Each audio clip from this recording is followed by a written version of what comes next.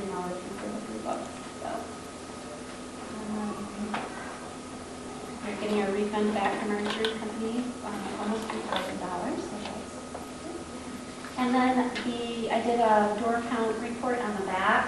This time I included the traffic out just to show, like 7 o'clock, if I just did the traffic in, it looks like there's no one here.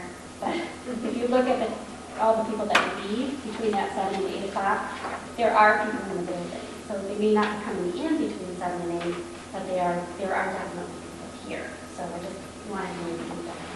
And is this Monday through Saturday? Because it doesn't show that. It is Monday through Saturday. All of our people are in Belize. The average. Sorry, I went out of order.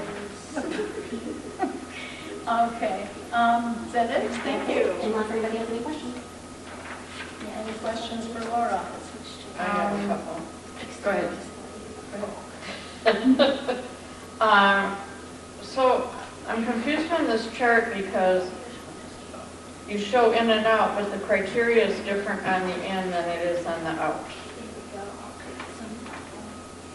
And the colors are different. Like up here, the dark color is greater than or equal to 20. Down here, it's greater than or equal to 23. So is there a reason that you were using it differently? I don't determine those numbers, but it just is going by what was there. What do you mean, what was there? So greater or equal to 4, greater or equal to 5. But wouldn't we want to see the same colors in both charts so we can kind of compare them? I don't think I have any control over that with this. You should. I can look at it again, but I don't believe I do. No? I believe so. I think so. Not with the, it's just our traffic, not traffic control system, but, you know, it just, yeah, this is the biggest average for Mount is 23, the biggest average for it is 20, so it creates its own steps. So these are actually two separate charts as opposed to, it's not actually one document. No, this is 2 separate charts. Okay, it just makes it a little bit harder to look at. Oh. Okay. Berna, did you have a question? I actually had a couple. When you attended the DDA meetings and the Brandon Township meetings, did you find anything that, you know, going forward that we could, ways that we might be able to benefit those organizations, or anything that they're doing that will affect the library? Possibly the village of Ortonville is, they're getting quite a bit of money from the marijuana dispensaries that are run in. So they'll be determining how to divide up that money. So that will be important to keep an eye on. In fact, one of the dispensaries specifically said they want to give $10,000 to it. So that is definitely something I want to keep an eye on and have something in my pocket. So the DDA, they have a lot going on right now. They just did a whole annual report, which was pretty interesting. But yeah, I'd like to know what's going on. And they're working on their heritage garden, and we've been, I think I told you, I was considering coming to a story walk at some point. So that might be a good way to. And congratulations on getting the annual report for the state report. I know that that's huge. It was luckily I got it all done, and I said, no, I wasn't, it covers 2021. Right. And I wasn't, so Shauna was nice enough to go over it with me and be sure it was correct. It was a team effort. Jay? Yeah, thanks for going to the DDA and Township. I think that's great. It's great for the library to do that kind of visibility too. Question at the bottom of the page where it talks about the pump failure. I should have asked you this last week when we met, but if this pump were to go that's running right now, does that cause anything in the library in terms of not being able to keep the building or pipes freezing or anything like that? No, it's actually not working right now anyway. Really? It's for the baseboard heat, which is kind of a backup, Okay. extra heat. So as long as we have the blowers on the roof still working, we're working. Okay, thank you. Okay. Susan, any questions? No, I don't have any questions. Comment was, the parade was fun, so I plan on doing that again. I hope next year they go a little slower though. Yeah. I felt like I was running the whole time. I've heard one complaint about us in the parade. The pencils don't sharpen. They're plastic, and they don't go through a sharpener. Really? And I was looking at our finances and the amount of money spent on those darn pencils. Yeah. and- I thought they had a plastic coating, but I thought Yeah, were they glue do. on the inside. Oh, And for okay. some reason, that Oh, really? jams up these pencil Huh. sharpeners, so I Maybe have. that could be the manual Yeah. shelter. Yeah. Huh. But it was fun. To keep that in mind. And obviously, I wasn't in the picture. You all know where I was, so. Enough. Okay, thank you. I have one more question. Yes. When we had our special meeting for Goya, I thought they told us that we would have stuff in like 10 days or something, and now it's, have you had any recent update from them? We're just waiting for them to have the parts ready. They said they'd let us know as soon as they were ready and then get it scheduled. Okay. Okay. Did they indicate what the holdup is? I haven't.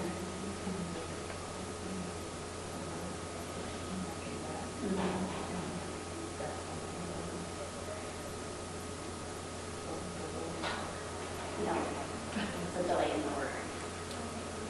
Oh, okay. On the ninth, so they didn't. On order it. our end, or? No. Oh, okay. We're gonna- Yeah, because I signed the contract that night, got it. Yeah, I remember you said you were Yeah, going to. Right. You did. Okay, thank you. All right. Noah Kraus, and I'm so sorry, I forgot your name. That's okay. My name is Paul Zlagenius with Noah Kraus, and you can just call me Paul T. if the last name is Paul T. scary, frightening. Okay, if you don't mind, we're going to move. Yeah, so I got my laptop hooked up here. There's my dogs. Oh, wow. Big one. Yeah. Oh, I missed him. You're going to stay here? This is really good. So I don't necessarily have a formal presentation like PowerPoints ready, but what I wanted to do is kind of just go over kind of our 75% plans. We also had sent over kind of a draft contract book and kind of a conceptual cost estimate. Kind of just want to go through the scope of work, answer any questions, and then kind of pick everyone's brains for some specific dates and schedule, if there's any schedule conflicts. I was just speaking with Laura a little bit outside, and answer any questions that you have as we move forward, kind of into the, finalizing basically our drawings, our specifications, and the contract book. That'll be kind of what we're going to post to this bid next site, and then actually I apologize, we're not going to post that normally what we do on public projects, but we do have a group of like 5 contractors that are very reputable that we've worked with, that we're going to solicit bids out from for this project. So I guess I'll just kind of go through the plans real quick. So there's a cover sheet there. This next sheet is just a topographic survey that we have that shows the existing conditions for the parcel here. This is a demolition plan. So a key, a couple months ago, I think it was, I came out to the site, did a walk with Laura and several others here. Yeah, and see a couple familiar faces. Heather was here also. Yeah. So I think kind of the key thing Can to be we focused. ask questions as we go along? Yeah. Let's just keep an open format. So if you have any questions, just kind of interject. Can we go back to the survey that you did then, Yep. before we start going in? Yeah, no problem. I can zoom in too if you need me to. Yeah, are we going to get big drawings that we can actually read? Yeah, absolutely. So I think we can issue give hard sets of the plans as they are now, or we can certainly, once they're finalized, give you guys, full. These drawings are meant to be plotted on basically 2 foot by 3 foot sheets. So that's kind of like the standard kind of construction sheet that contractors are used to. So yeah, it's all, again, and these are all scalable. So I think this is I can see it in here. So these are 30 scale drawings. So 1 inch equals 30 feet on here. So just kind of zoom in a little bit. When would this particular one be finalized then? You said this is a preliminary? Yeah, this is kind of like a 75% set that we basically just wanted to show what we were thinking from our initial talks with the library on, improvements that you guys are looking for in your parking lot. So again, this particular sheet is just the existing conditions. So, the grade, light gray areas are your asphalt pavement, and then these are your, the curb and gutters kind of depicted like this. With the line work there. And obviously the tan is your building. So this gives us, this is a topographic survey, gives us elevations for what to design to, and where we're changing elevations. Gives us a little analysis capabilities on your the little stormwater pond that's in that, the larger curb island there. So again, existing conditions. So any other questions on this sheet? Yeah, were there any surprises when you did the survey? So I don't think there was necessarily surprises. Anything that specific that you learned that you didn't know before you did it, or? Well, I think there was, I guess, something that I added recently. There's this catch basin here, and this is a drainage structure. When we initially issued the survey, we couldn't find any pipes in there when our surveyors come out.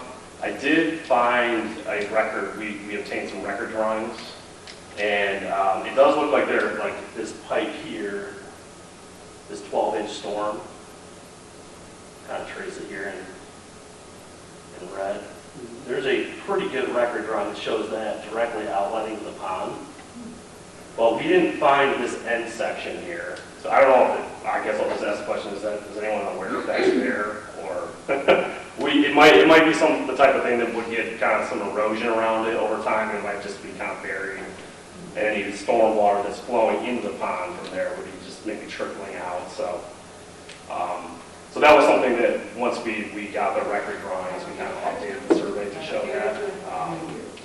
And then I guess, I don't think there were really necessarily any surprises. It is kind of telling, just based on the condition of the asphalt pavement, this area here is kind of obviously deteriorating a little faster. Just kind of roughly around those limits. And you can tell there's a couple of concrete spillways here that are pretty flat, and it looks like there's a lot of subsurface issues going on there. So that's kind of, once we get into the design plan, that's an area where we have the whole parking lot is proposed to be removed and replaced full depth. Yep. And I may be way ahead asking this too early, but you are aware that this whole parking lot is built on a swamp. Yeah, I can kind of tell from the elevations. I think there was some under drain put in as part of the original design. I think at that one catch basin I mentioned before, I think there was an under drain there as well. So that would be kind of the goal. Short of doing, I guess, expanding the scope of work to completely redesign and pick up the drainage, that might even extend into the shared driveway here. I think really the goal is to basically install, do some undercutting, which is basically remove and excavate the soils to a certain depth below the top of pavement, and then replace that with engineered stone, and then also install these subgrade under drains that will help kind of alleviate any water that collects under the pavement there and take it to the pond. So that's kind of the goal, the overall goal of improving that area. I have another question for you on this. Yeah. I don't see our water lines on here anywhere that go from the well to our building. And we paid a lot of money for those, and I want to make sure nobody hits them because it goes right through the parking lot. Okay, so is your well is, correct me if I'm wrong here, It's at the north end of the parking it's lot. right there, right? In the middle, in that little, Yeah, no, so that's yeah, what right those- there. Yeah. Okay, so let me make a note here. Take a look. I don't remember seeing that on any of the record drawings. Do you happen to, do we know if there's anything that would show basically like the alignment of that pipe? Or where it comes into the building? Do we know where it comes into the building? We just had it redone. How many years ago was that, Kathleen? Do you remember? 3, something like that? I think it was in February, I'm thinking 16, 17? Well, for me. Okay. Yeah, 17. It should have been in the blueprint. So it's not like we ran something new, we ran it along what. Yeah, we basically ran it where the original line was. So there was a, so that's the original well location. So it too. should be in the original drawing. Okay, all right, I'll take another look for that. That's a good one to point out, and definitely something we want to show there. We're digging around that area, so. I'm assuming it's probably like maybe like a 2-inch diameter copper It's bigger. surface. Bigger than that? Yeah. I The can't build- remember what we did. 4? Did we do 4? I have no. I don't remember. Okay. We can look at. Yeah, yeah, definitely. Do we, this building is not fire suppressed, right? I would be very surprised if it was. Okay, okay. I just want to make sure, because that's basically just a domestic service. Okay.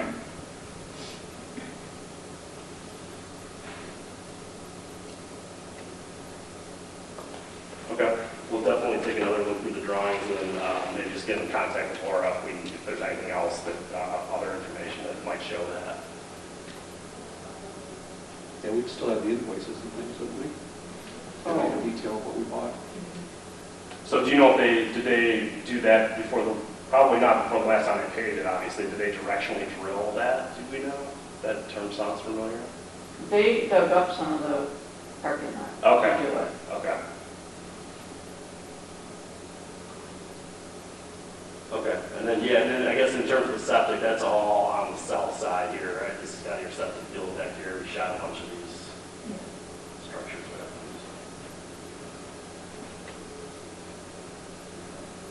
Okay, I'm gonna move on to the next sheet. Just again, if there's any questions, we can go back. But this is a demolition plan, and really kind of, this just shows the removal limits. I think one thing that Laura mentioned when we were doing the site walk were just to get replacement bollards around the well there. I think there's one out there right now. Shows some curb and gutter removal replacement limits. Again, I think this is just in bad shape. The curb and gutter removals are shown based on kind of poor condition. The center, kind of the curb island around the flagpole, we talked about kind of reducing the size of the diameter of that to help kind of, I think there's an entrance just for your waste trucks and just cars in general to make that a little bit more open. So you'll see that, and then we're taking that whole island out. And then this plan, again, we can talk more about like base bid and alternates for the project, but this does show the sidewalk, like I guess the ADA, the sidewalk in front of the ADA parking spaces that's coming out. We were thinking that might be nice to make that a little more accessible and modernize that a little bit. So we can talk more about that in the design plan. That's something we want to do. Not, that might be more of kind of a want as opposed to a need, because there is other access to the building. There's a ramp right here that I think that needs to get replaced regardless, just to make it compliant slope-wise. And then these are just, these other sidewalk, the removal is the cross-hatching hatch pattern here. So just, again, from my previous sidewalk, I think there's kind of a landscape bed that's kind of a maintenance issue that we want to take out and replace with concrete.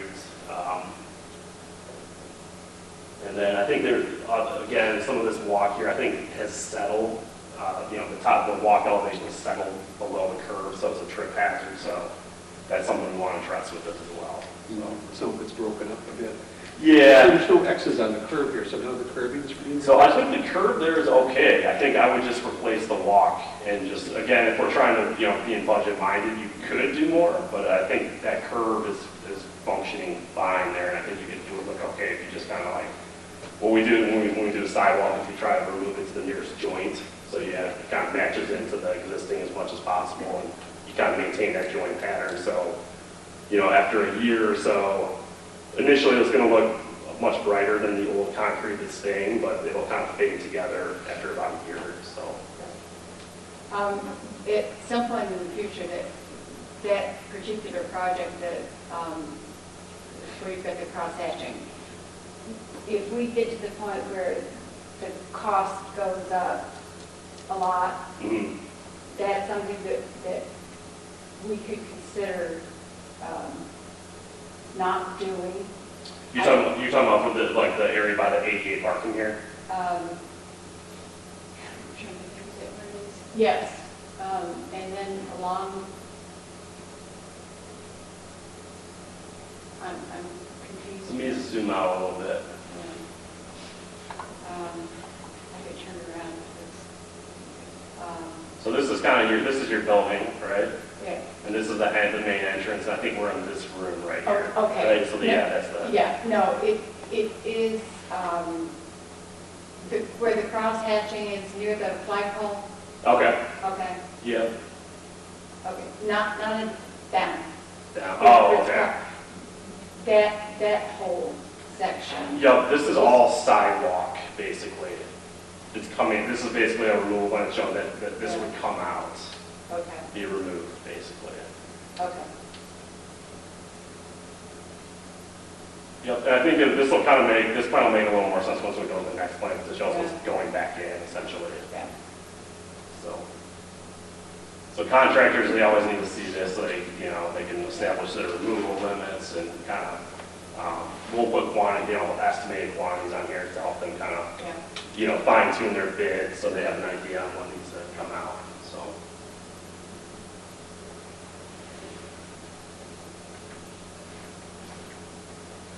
So this is really the, Oh, we have to go back, because I still have questions. oh, yeah, no problem, no problem. Don't move on yet. Let me go back to you wanted to see this sheet, right? Yes. Okay.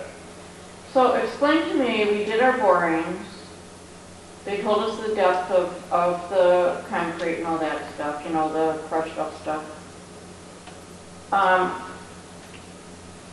So in that dark area where you said you're taking all of that out?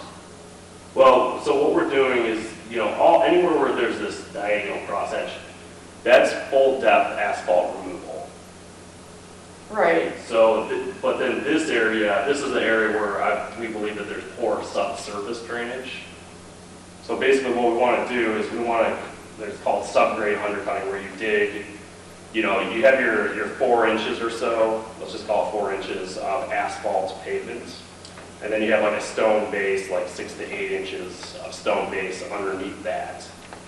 And then what you normally run into is you have your native soils that the pavement cross section was built on. So I believe when I looked at I think HRC did the borings. They did. And there was some stone in this area that, to me that indicated they had done some undercutting in the past. Yeah, there's 1 by 3 at the bottom. Yeah, exactly. And then there's the coarse stuff above that.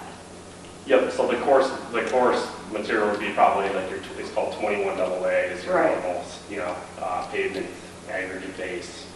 So I think that they attempted to, alleviate this issue in the past. What we want to do is probably install under drains so that when water, when it rises up, since there's probably shallow groundwater in the vicinity of this parking lot, that these under drains can pick it up and drain it out, basically. So it'll help kind of lead the water out of this subgrade area when you do the undercutting. So that allows them basically a place to go and to relieve that water from the subsoil. You have to explain that further. You're taking everything out of there, down to the dirt? Yep, so everything will come out. So Just the pavement that's out there now, that'll obviously be removed with everything else. And then what we'll do is we'll probably build in a quantity of undercutting, which is a cubic yard, a volume quantity. Because we already have that though. Well, I think what you want to do is, I think you almost start from scratch, to be honest with you. You don't know like what that 1x3 looks like. I think that you want to probably plan on taking out probably 18 to 24 inches in this area, and then re-proof rolling the subgrade soils to see if there's anything else that's soft or heaving. So you're talking about taking more dirt out Yes, essentially. and then doing what? And then replacing that dirt with either 1x3 or more 21 AA aggregate. And after these underdrains would be installed. After what? What's an undergrade? What are you talking about? So an underdrain is like a here. This is a good. I'm going to go to this sheet for a second. So an underdrain is a perforated plastic pipe that gets installed below ground, and it's installed in its own trench of like porous stone. So it basically it'll allow that water to enter into the trench. That trench is wrapped with geotextile fabric to kind of keep the stone separated. And it'll allow the water to bleed into the pipe, and then the pipe will take the water to the stormwater basin. Right now, is it just sitting under there? I think it's just sitting under there. I don't think there was, it's really important when you do undercutting. I think in the past they did some undercutting, but you really have to kind of put these undergrades in there to bleed the water out of the undercut area. So I think that's kind of the key here. So how deep would they be? Well, I think how deep would the underdrains be? Probably 2.5 feet below the pavement, basically. You probably have about 2 feet of cover, and then you get to your 6-inch pipe. So this would be. That's why I'm questioning it, because when they did our borings and they went down to, the shortest one was 2 feet 9 inches, which you're not going to go that far, and it was all dry. Yeah, They hit water right then, but above that it was dry, so are we putting a pipe in where it's basically dry? well, I think that I would guess here that you don't necessarily have water, like standing water or groundwater elevation all the time. I think it's more if you have a seasonal water table when it's wet. This area probably, related to that pond, there's a strata of water elevation through there at certain times. So I think the key thing is really just keeping, like when the water gets to a higher elevation, you give it that ability to bleed back out to the pond, and then the pond eventually dewaters. So we're not trapping water in the subgrade. So what happens to all the material that you take out of there? We can't reuse any of it? So, I mean, I think. I'm the finance person, and I'm looking at this, and this is the absolute biggest part of this project. I mean, we're talking $100,000 to take the undercutting and all that out, and then put new 21 AA in. You're not talking about putting any of the 1x3 in. I don't see it on the list. I mean, that's $100,000 of this project. We're not even talking about asphalt yet. So, I don't remember exactly the cost breakdown. Well, it's about 54,000 was the new stuff, and the rest of it is taking it out. We have 27,000 something, and then 19,000. Yeah, so undercutting would, so like it looks like the total undercutting is about $50,000-$60,000. I would say that's probably a good estimate for what we're talking about here. I've never seen like a contractor successfully excavate, remove, salvage stone material without it becoming basically contaminated with like the surrounding soil. So what you want to do is isolate every single layer with geotextile fabric, and it becomes very hard to kind of remove whatever's there right now, and without contaminating with like fine materials from the subgrade. So to be honest with you, I mean, we could maybe explore that. I can ask around if anyone from my office has done that successfully, but I don't think probably a contractor would see a cost-saving ability in that. I think by the time they did all that work, it'd be easier just to truck off the old and haul in new. So I guess that's kind of my thought on that. And is it necessary for us to do that whole area? I mean, I know as you get closer to the driveway, but going back, is it necessary to do all of it? So I think we wouldn't necessarily, I mean, it's lasted for 20-some years, sure. the way that it was done originally, that's why I'm asking. So we're not necessarily trying to do everything that's shown on the plan. We're trying to build in contingencies in the contract. So what the process will be, like the pavement's removed full depth, we scrape the old 21 AA aggregate base on it, and then we do what's called a proof roll, where they take like a heavy loader and run it over the subgrade. We would have an inspector on site to kind of evaluate that. And I mean, if the existing 1x3 is in good shape and it's not, heaving and pumping when they do that proof roll, then it can probably would remain in place, and then we would just kind of trench in these under drains to help alleviate the groundwater. Yeah, I mean, I think, to me, that would be a better way to do it if you can trench in and do it, because, Yeah, absolutely. It's not like it's this huge ditch that has formed. I mean, it's just gradually, and it's mainly by the driveway. Mhm. If we don't need to do it, We certainly would not want to do any more than what we think is required to get like a quality paving section in there. And the contract will be worded, I mean, it'll be like, we'll have a quantity built into the contract, but it will be an as-needed quantity. I mean, if somebody looks at this and they go, oh yeah, there's $100,000, we're gonna do that. Oh, They're not gonna say, oh, how can we save the money? well, we're not going to give them our pricing, or, we'll have the quantity in the contract, but it'll be a contingency quantity, if that makes sense. So, but it'll be an as-needed quantity. So, but for your cost estimate. So who's gonna do the inspection to say, oh, well, I guess we really don't need that, we could trench in the pipes? So I believe that our scope of services to the library includes that some inspection out there. That's correct? Yeah. So we would be doing that inspection on your behalf. So you would be determining whether Right. it really And we're on your needs. side trying to save you money. So we 100%, want to save you money where we can, so. Yeah, I mean, this is not everything that we want, it's what do we need? Right. No, and I totally understand the concern. This is, if you look at this note on the demo plan, this is an area that we've hatched to evaluate, basically. So we're kind of just trying to point out where we think there might be undercuts that may be needed. So I do remember distinctly seeing that there was some 1x3 down there. So if we pull out the pavement and it's good, and maybe there's some isolated areas that need to be removed that are causing the problems, like around the curb, here, but it may not necessarily be the quantity or the cost that I have in there. Maybe it could be a third of that, you know what I mean? Yeah, it says there's almost 2 feet of the 1x3, so, I mean, that's pretty significant. Yeah. How will you let us know? I mean, will this be a weekly basis after you get started and you'll say, oh, do we see it's okay, or oh, it's not okay? I mean, how will we be kept abreast? Yeah, so we'll basically, That's important to us. when, we'll have someone on site during construction, and then they'll be doing daily reports and communicating back to me, myself, or Brett, who I think, or has met at least.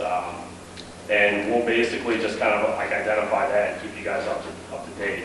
If you're getting a daily report, can we get a twice-a-week report? Oh, yeah. I think so what we want to do, the main thing inspectors are going to be doing is tracking quantities, which will be, the contract will be a unit price contract built on the unit rates that they have. So we'll let you know, again, the undercutting is going to be a key thing that we'll keep you up to date with. Everything else is kind of like, I guess, I don't want to say easy, but it's very straightforward on how to track quantities. So other items shouldn't really deviate from what we come up with for our big quantities as much. But the undercutting is kind of it's a big question mark. It's underground right now. Okay. We won't know until we kind of evaluate that subsurface and doing the proof roll.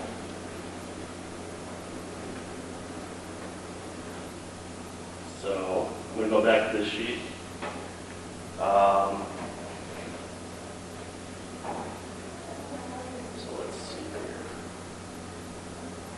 We have some curb and gutter replacement, some concrete replacement and concrete spillways.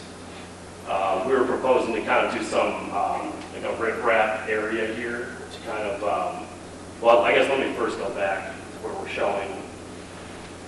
This dashed line is all under drain that we proposed to put near the curb and gutter, but we're keeping a little bit off the existing curb and gutter so it can like be installed without necessarily having to replace all the curb and gutter. So right here, our curb and gutter removal limits go right to that spot, but then this will all stay in place.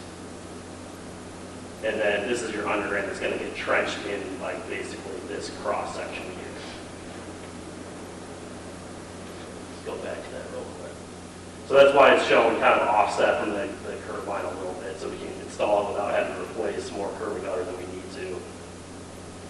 And we're basically proposing, I mean, I noticed there's like a lot of cracking in this area too, so I think it would be beneficial to run that under drain kind of around this whole curb island, and then what we're going to do is connect that tap into this drainage structure that's out there. So that'll be, I think that'll be a good way to basically connect that to discharge the stormwater. This structure is downstream of your detention pond, so I think it really makes a lot of sense to connect to a downstream structure. So as that under drain is draining, it's not draining into the pond, it's draining at a downstream structure. Where does that drain lead to? So this drain,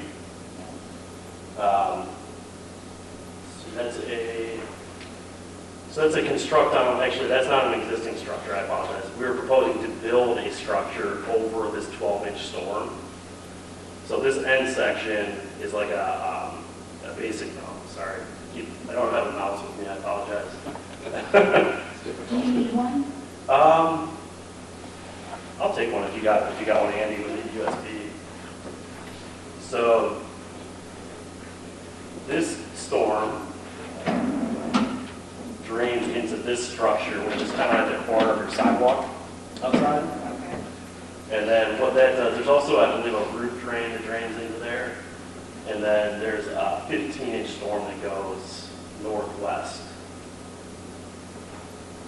And that drains into kind of the neighboring property over here. I can't do the Zoom thing right now. But basically all the site storm is going to the northeast in this direction. I think this was an old school, is that correct? Yeah. So I think it goes into that system there. All right, I have to ask the question again. Okay. You're putting piping around the edge of the pond? So putting piping around this curb line, yes. On the inside or outside of the curb? I'm confused. It's on the inside of the curb. And what does that do being on the inside of the curb? So what that's going to do is provide like a perimeter for this drainage, this under drain system to work. Pick up like any, I guess, subsurface drainage like we talked about. And then what we want to do is outlet that pipe into your storm, this existing storm sewer downstream of the pond. When you say inside of the curb, you mean inside towards the parking lot? It'll be like under the parking space. Thank you so much. So where is it collecting water from if it's under the parking? So it's not collecting any surface runoff. It's collecting the water that may basically, like if your detention pond surcharges, it rises and falls, right? So it's basically providing an outlet for that shallow groundwater that we're talking about that we believe is basically affecting your pavement conditions right now. So where is the water coming from to go there, to go into this pipe? So it's groundwater. So I apologize, I'm trying to get this to work now. There we go. So how deep is that pipe?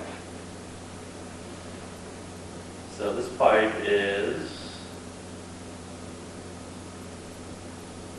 About 7 feet deep, this 12-inch storm. No, I'm talking about the new pipe you're talking about Oh, putting in. it's like 2.5 feet. So it's really kind of would be installed at pretty much like a flat elevation, but what it does is it's all perforated around the circumference of the pipe.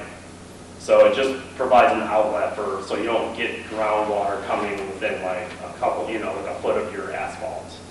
Oh, so that's not a pipe, that's a kind of a catch gutter? Well, it's a pipe, but it'll be installed in this trench, and the whole point is like any water that's if your pavement's up here, you get groundwater surcharging. Right.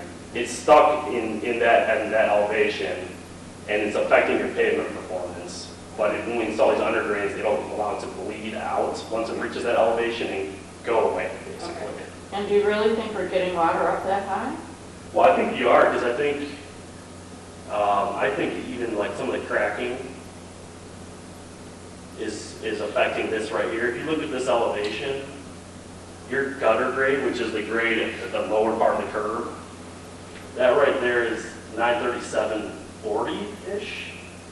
And you're like, basically, it looks like the toe of your bank is kind of where the water can come up to in your pond. That's at 936.50. So less than a foot difference of where I think the water was designed to come up to in that pond, and like your gutter elevations in this area, which is basically like your pavement elevations. So I do think your water is designed to kind of get up to within a foot of your pavement right there. So then that drain at the top of where the pond is,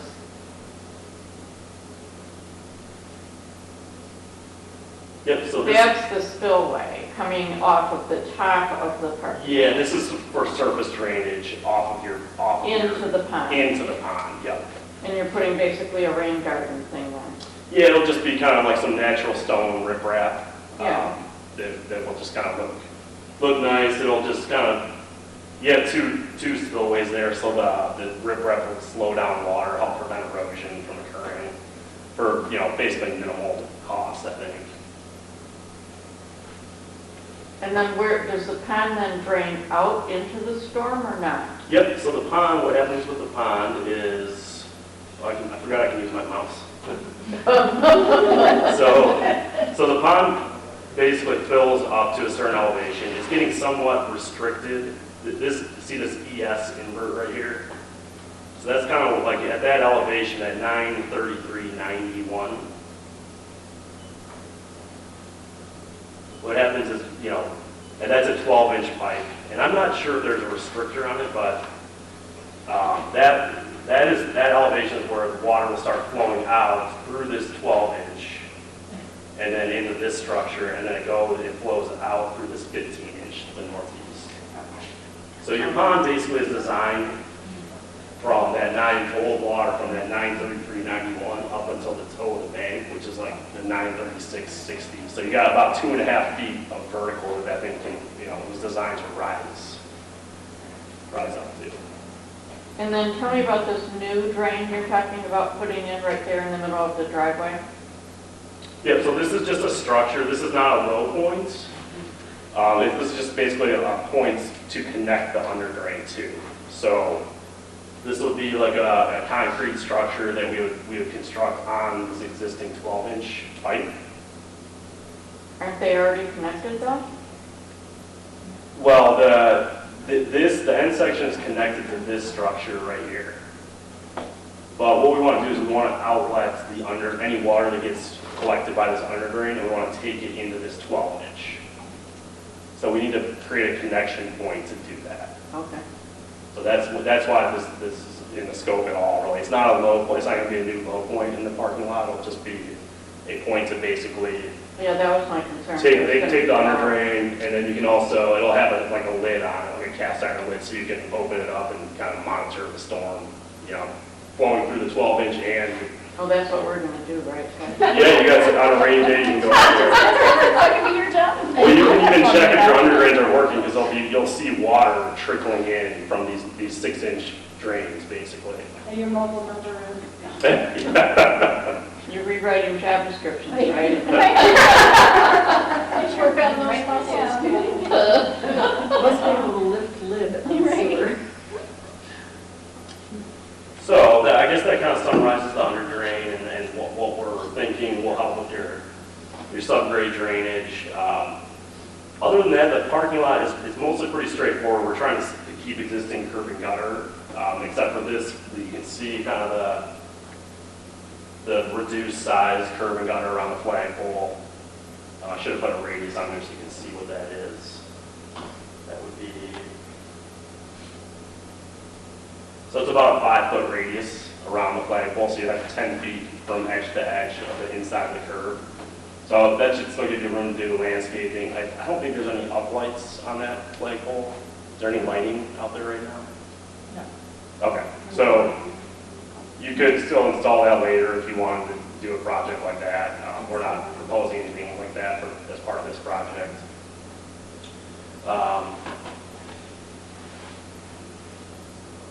And then I guess the, yeah. I have a question. Do we have to have a flagpole? I mean, I'm just asking. We've talked a long time about making that area smaller. Are you thinking to take the whole thing out? Would that add to the cost?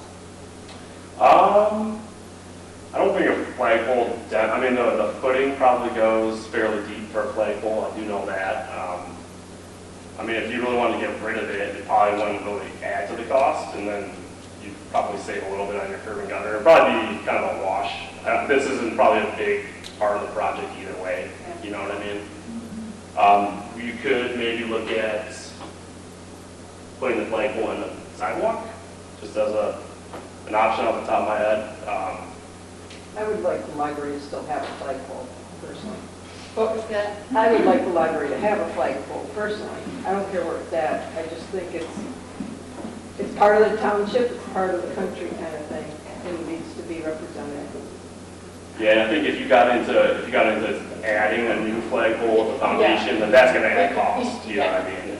And that's kind of a thing, most paving contractors, which is who we're looking at to bid this, they would have to probably hire a subcontractor that kind of specializes in that, so. No, absolutely not to replace it. I mean, I was just thinking, you know, if it were gone, of course, maybe it does direct traffic, so. Yeah, I think it's kind of, it makes at least forces someone to kind of go around, that they're, you know, rather than kind of cut it short if they're going to the ADA spaces, I think you could make that argument. Okay.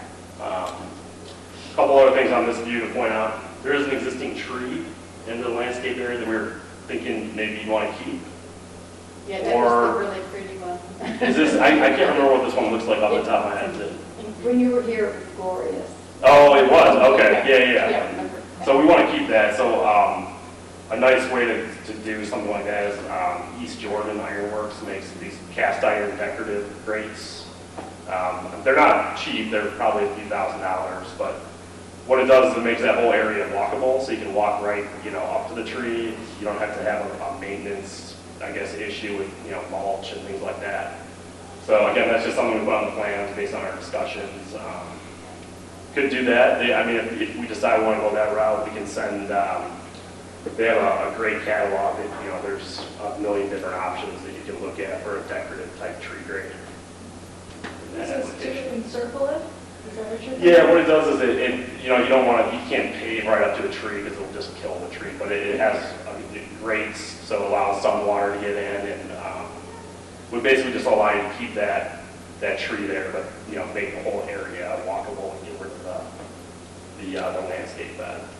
Or I think this is kind of this is the landscape bed area that we wanted to kind of get rid of. I think it's that shape. So now this is still, I think this is concrete right here, right?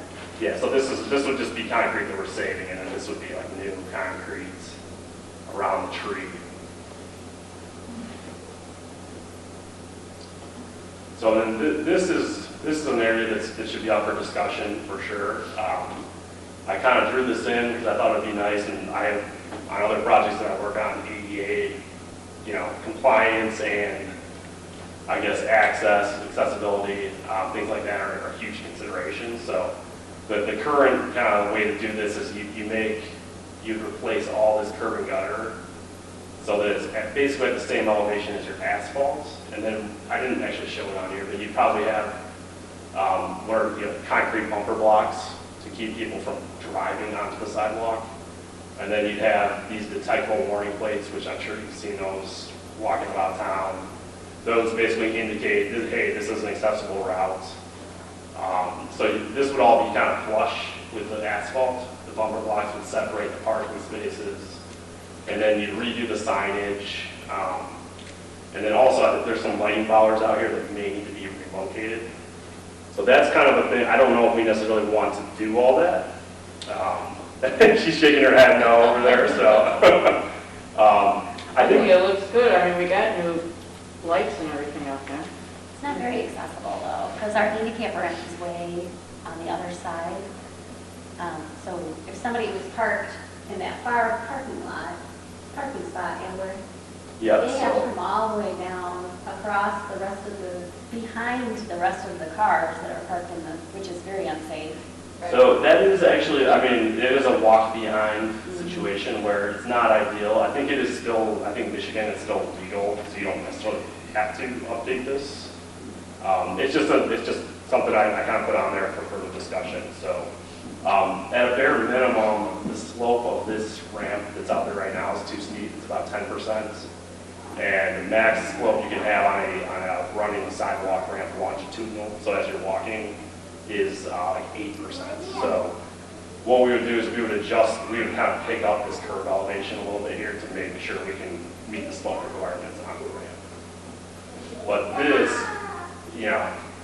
this would not necessarily need to be in the job. We could just kind of match in right here, and keep what you have out here. I think the reason that this came up in the first place was one of the employees was watching one day someone who hit the ADA parking furthest away from the door and how difficult it was for that person to, walk behind all of those cars, not be able to. What if we leave everything as it is, but the furthest away space, we put a walkway right on that curb? Is that possible? So you mean put an Something like entrance that, right yeah, here? Right. So That- two could go one way, two could go the other way. But leave everything else, leave the walkway. I don't like the idea of putting in those concrete barriers. That to me is ugly and. Those are really out Yeah, There are the here. signs, those are concrete underneath there. I got covers. Oh, they're Right, concrete bollards right. and signs. Yeah. So maybe you don't need the bumper blocks. If you have those, I mean, maybe that's enough of a deterrent. The main thing is if you do something like this, it's flush, so someone that doesn't have a curb stopping them, but I think, a 6-inch concrete bollard should be enough of a deterrent, right, to keep freaking pulling Unless somebody forward. hits them though. What was that, sure? I mean, somebody could hit them and then it's more damage than if you're just using the concrete bumper. Would this reduce, if we're gonna have then space between all of the vehicles to do a wheelchair, does that reduce how many spots we would have out there? No, so you would, what I'm showing, the existing striping is actually shown on here. So like in terms of striping on the job too, we would, unless there's any modifications that you had in mind, we would just kind of establish the striping that's out there and have the contractor replace that as part of the bid. So these spaces, I think in terms of like your dimensions on the parking spaces that are out there, there's no issues. Like you have this one with the wider access aisle meets the van requirements. So I don't think there's any issues there. And then I think your total number of spaces is fine. So it's really just a question of if you want to make this more of where someone can use this access aisle to walk right onto the sidewalk and then come into the building here. or if we just kind of want to leave what you got, where you still have a curb, exposed curb, you know, along this line of apartment spaces.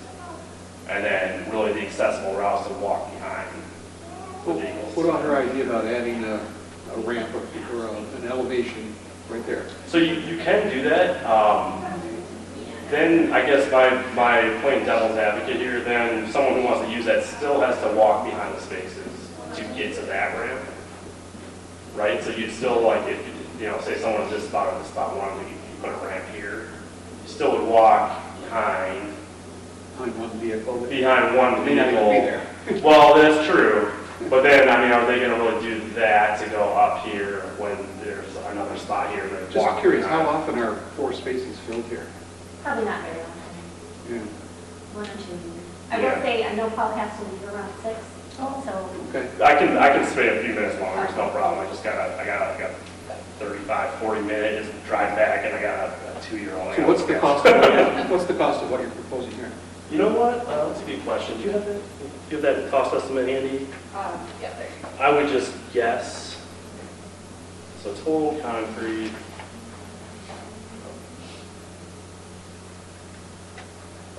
I would say that's probably in the realm of 10 to 15,000, something like that. What we have now, and you said there's a 10, whatever you call it, 10 inch or whatever it is, instead of an 8 inch, not inches. Are we breaking a law? Right now? I don't think you're breaking a law. I think you could replace it in kind and just call it good and restripe it. You have an accessible route, you're improving the ramp that you have out there.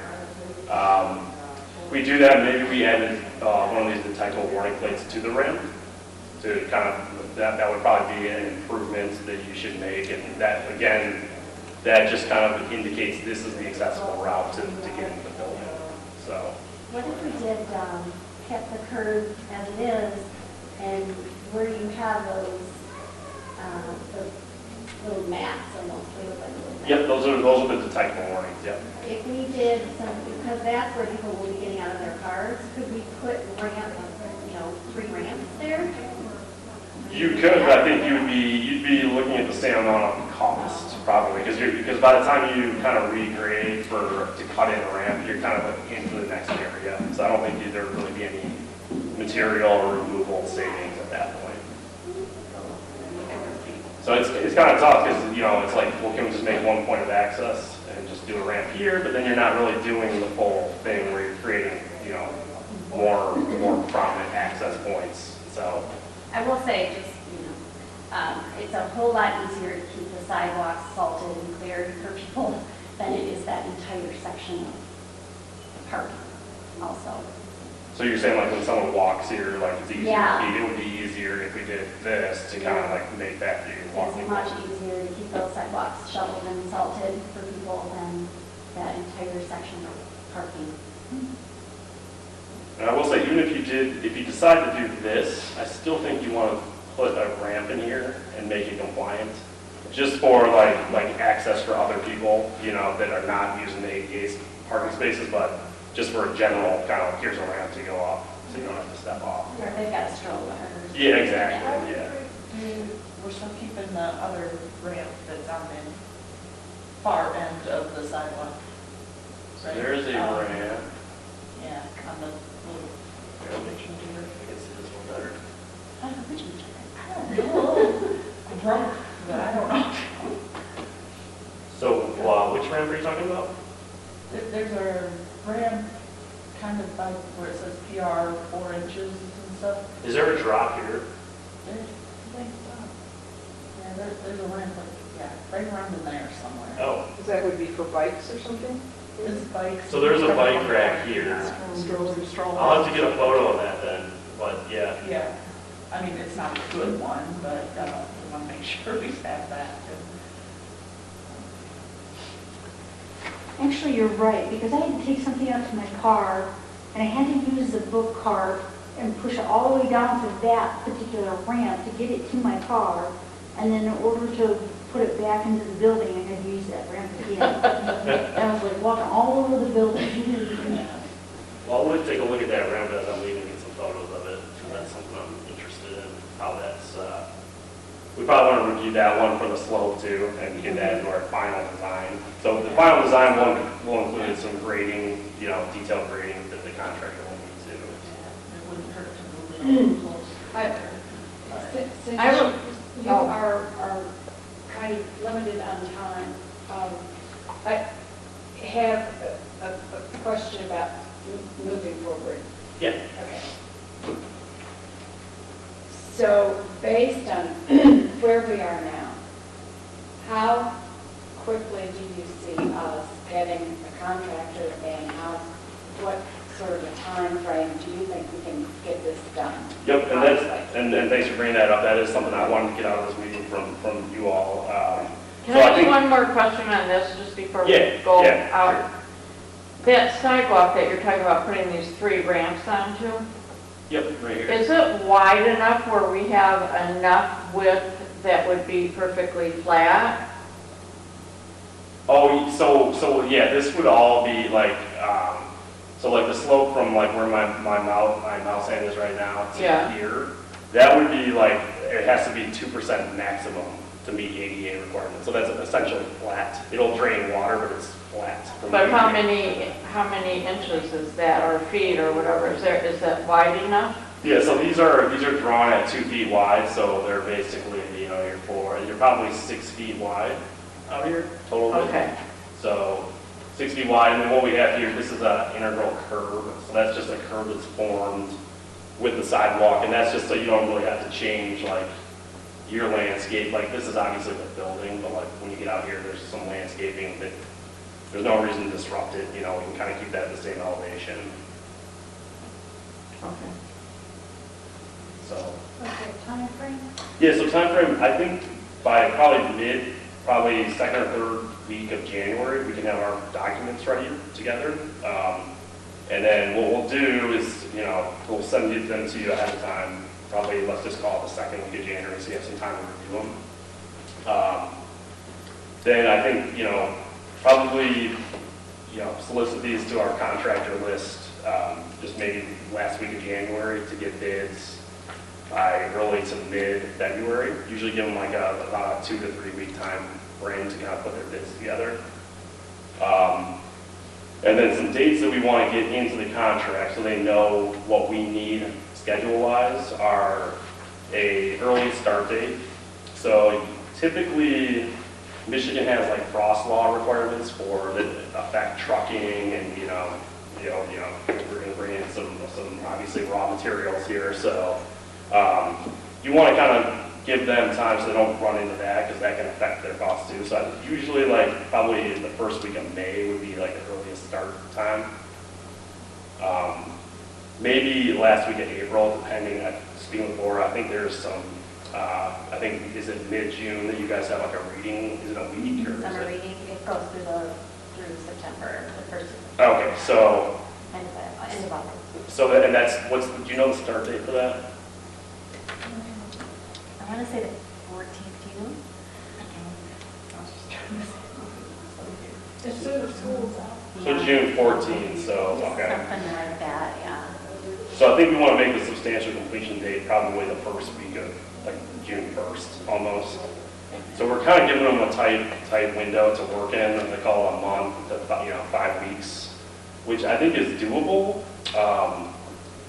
But I think probably what you want to do is count on them being allowed to shut down the whole parking lot. And I don't know how that affects like the library's operations.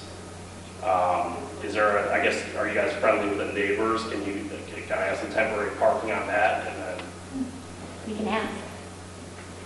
We have in the past. Yeah, yeah. so let me just pull this up real quick. People park there now to come in here. Yeah, I figured that you probably have some overflow parking there now if you got it. They come into ours too, don't they? So we should be able to.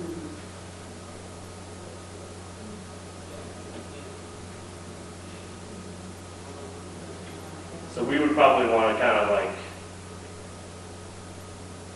and we don't necessarily need to show this, but we want to have like some kind of a plan, right, for, where folks are going to park if this lot is, completely shut down. So I guess, maybe a parking these spaces, is there a way to, we probably want to set up some temporary traffic controls?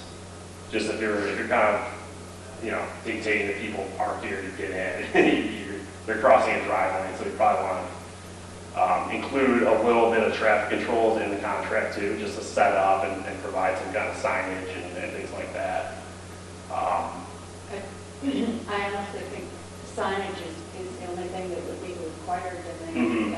Yeah, and I mean, I'm guessing this probably doesn't get too busy through here, right? So I think that's just a consideration. That's something we can maybe we can do an aerial plan to kind of show that and just kind of indicate some sign locations to be furnished and installed by the contractor, so you guys don't have to really worry about it being kind of in the job.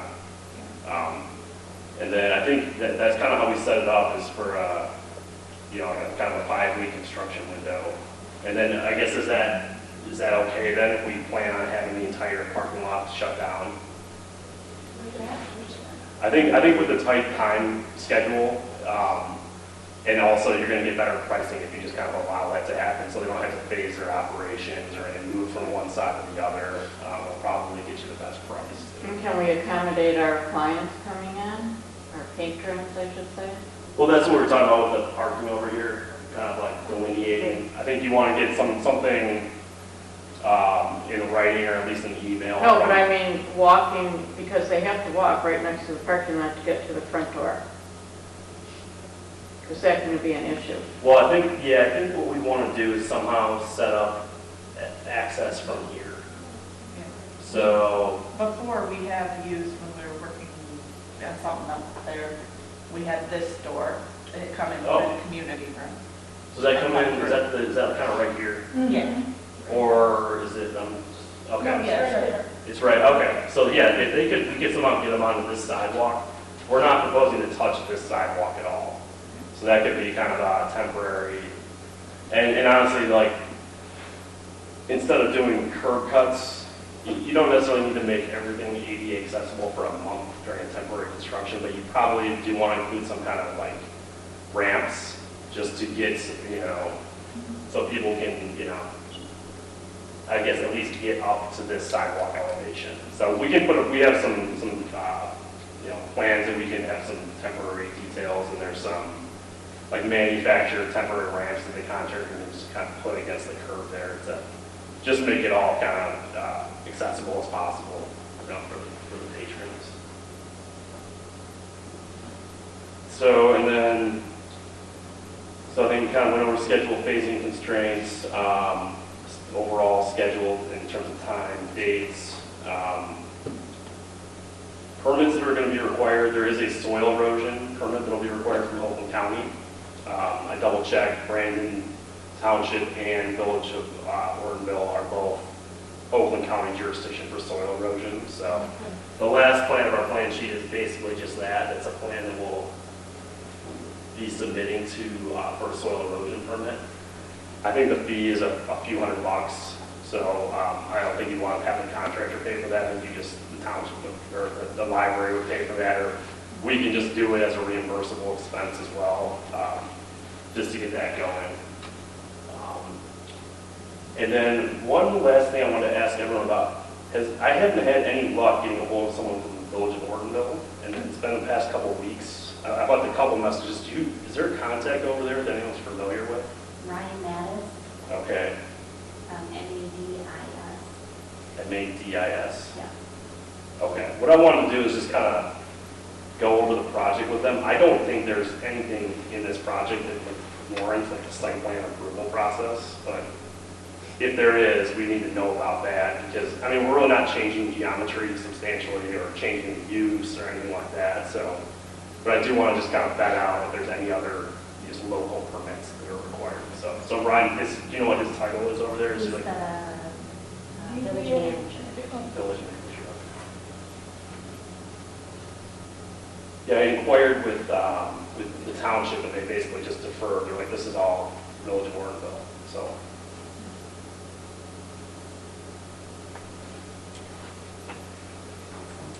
Okay, and then I guess, why don't you guys talk about like, kind of like that optional sidewalk area, and just, we can build that into the plans, or we can just take it off and just just so we know kind of how to proceed our final documents. I still have some more questions. Okay. All right, what do we got? What is the current depth of our asphalt pavement?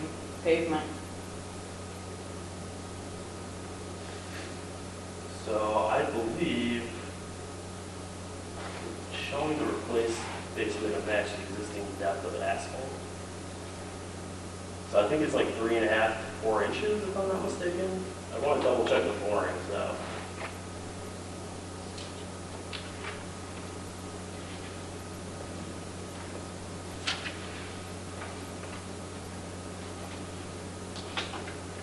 I just wondered because I thought it was 3.5, but then on some of your drawings it said 4. It might have been an Aaron call. I think we were originally calling for 4, and then we re-reviewed the flooring log. So I think 3.5 is what we're planning on going with. Is that adequate or should we do 4? Let's see what we have out here. So this is 3.5. Here you only had 2.5. So you didn't have any more than 3.5, really. So I think once you get oh,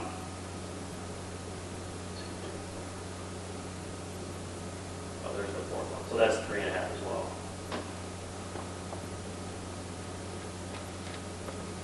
No, I just wondered because I thought on one of your drawings it said it was 4 inch, so I didn't know. So I think for this parking lot, based on, I mean, you're getting mostly vehicular traffic with, you know, garbage. How often you guys get garbage truck pickup? Once Or a week recycling. for trash, once a week for recycling. Okay. So I would say you're safe going with just a 3.5 throughout the lot. It'll save you a little money.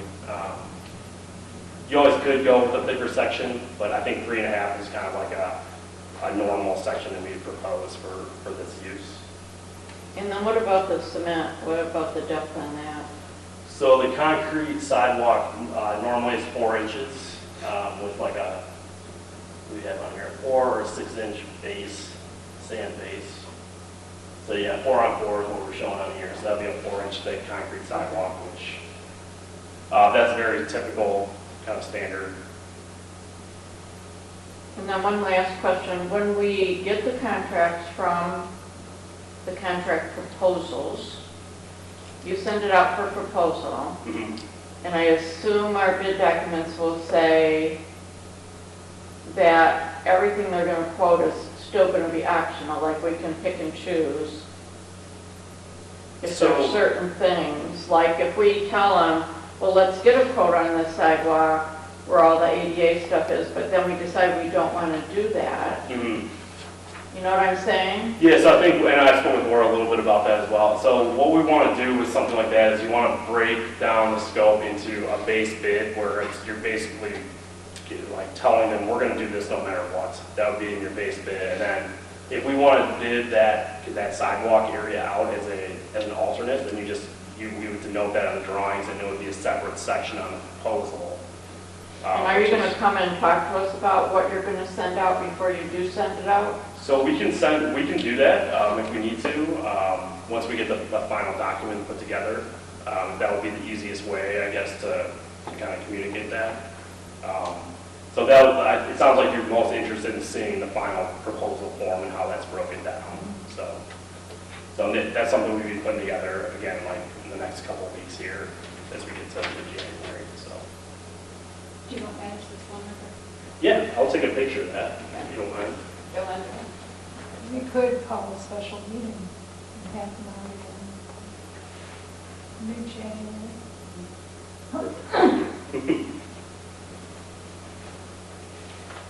So I guess appreciate everyone's time.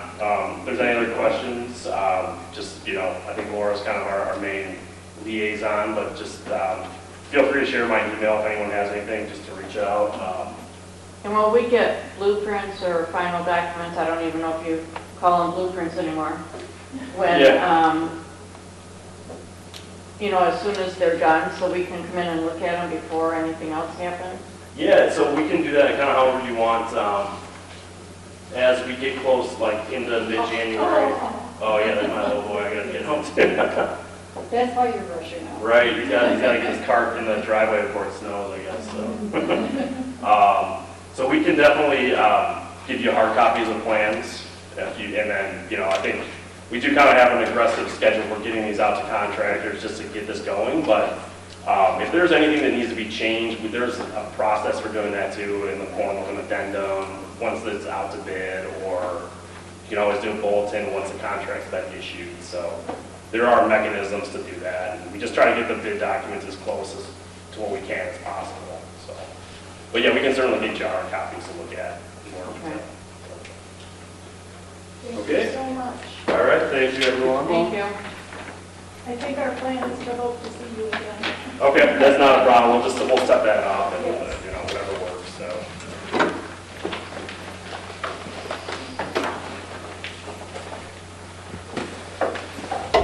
Somebody was eating cookies or something over here, there's crumb all over now. It's in the gingerbread houses. I got the USB. I had to brush my hair off.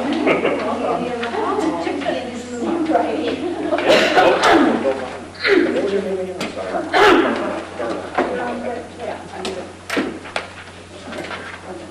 Yeah, we have that. You definitely recognize the face. So.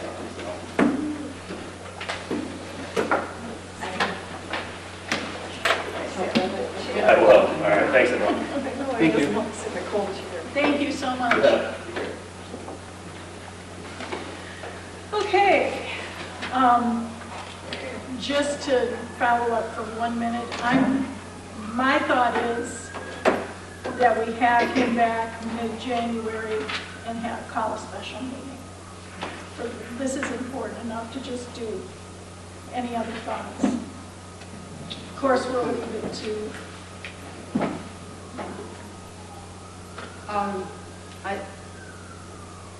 I think we get the documents and see. right. Okay, thank you. Any other comments, questions? If not, we will go to, What was that? Not yet. Jay, you're up for the financial report. Call your attention to page 7 and 8, which is the check register for the month of November.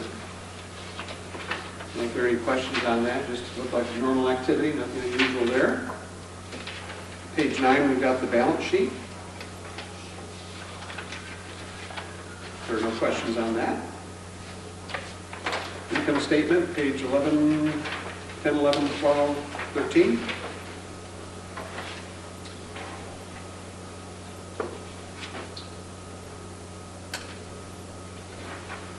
There's some of the accounts, they appear to be over, but they're not. And there'll be some accrual adjustments during the month of December that I've been assured we'll make sure that none of them go above 100%. Correct? Thank you. Okay. This is an action item if we have no other comments, so we need a motion. Yeah, on page 13, for approval, total expense for the month, $86,025.08. Move to approve. Second? Okay. Roll call. Roll call? Sure. Okay. Jay? Yes. Heather? Oh, Heather's not here. Cheryl? Yes. I'm a yes. Verna? Yes. And Jan? Yes. And the last part is the budget amendments on page 14. Now, there is a change on the last line there, where on December 1st, we had a special meeting to move a little bit of money from the contingencies into the administrative expenses for the bank and credit card fees. So that'll be reflected in the December financial statements. That's it. Thank you. Okay. Committee reports and recruitment. Okay, once again, you'll be hearing from me and Susan in probably July or August. Yeah. Set this up for September and October. Yeah. Okay, great. Policies, Laura. Well, we went over the BENR policies, 1, 2, and 3 in our committee. There was a spelling error that we fixed and a punctuation. So we decided we probably didn't really need to see those corrections. So, no corrections for these, Have we seen them? the changes. Have we seen the policies? You should have access to all of the policies. The committee met and we went over this section of them. It should still come to the board though, shouldn't it? Yes. I thought I was only supposed to bring it to the board if there were changes. That's how We we've should done still it. be looking at them and approving them. Yeah. That's how we've done it up to this point. It's only if there were changes.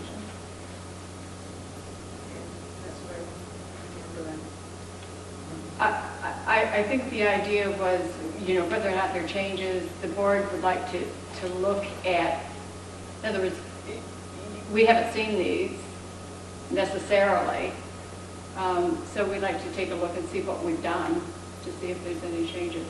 I mean, Well, it's kind of just to keep us up to date on all the Right. policies too. If we Yeah. go through them all once a year, it was kind of our plan. Okay, well, we don't want to table this, or do we? How do we handle it? just a suggestion, that the policies that were reviewed by the policy committee would come to the board next month. Next month? Yeah, Okay. that's fine. You'll have double then. Excuse me. Because we're meeting next week, so you'll have two. Okay, Well, Okay. that's okay. if it's a large amount, we could just move the second batch to the following one. Is it a large amount? I don't remember. No, it's not too many. Okay. Okay, let's see, professional development, I spoke with Heather, we have no report. Jay, Friends, In your handout, in your package, page 15, the December 13th meeting of the Friends of the Library, they identified and voted on new officers for 2023. You can see Tom Roberts as president. I was quite impressed listening to Shauna talk about the work that's been done on the Friends of the Library website. It's very, very attractive, and it's been updated to both accept donations, which I tested in November, and the donation went through okay. And it's going to be set up to provide a welcome letter and a receipt as people become members through the website. Also, they're going to have a mechanism where they'll receive 10 vouchers, or a voucher for 10 books that you could get from the bookstore at no charge, just by signing up to be a member. So it's like a no-cost thing for people. I think it's a great initiative. The revenues and expenses were proposed and approved, and they wrote a check during the meeting to Laura for $6,000 To the library. to the library, care of Laura, and put a January 1st date on it. The silent auction, I guess there were, 17 baskets this year. Went very well. I haven't heard the results of it because the finalization was just this week. Maybe we can get an update on that. But one of the things they talked about was next year perhaps having some lower cost baskets to include more families. Great suggestion there. Some minor vandalism was reported in the bookstore. Some things moved around, and the cash box having been jiggled with to some extent, but staff is continuing to monitor that to ensure that doesn't continue. Kids Garden has been delayed. 4 books have been chosen for the Battle of the Books. First battle is going to begin on May 1st. I was impressed that there's been 50 patrons that signed up at that point in time to meet Santa and Mrs. Claus. And there's also special meetings that have been arranged for people with special needs, children with special needs.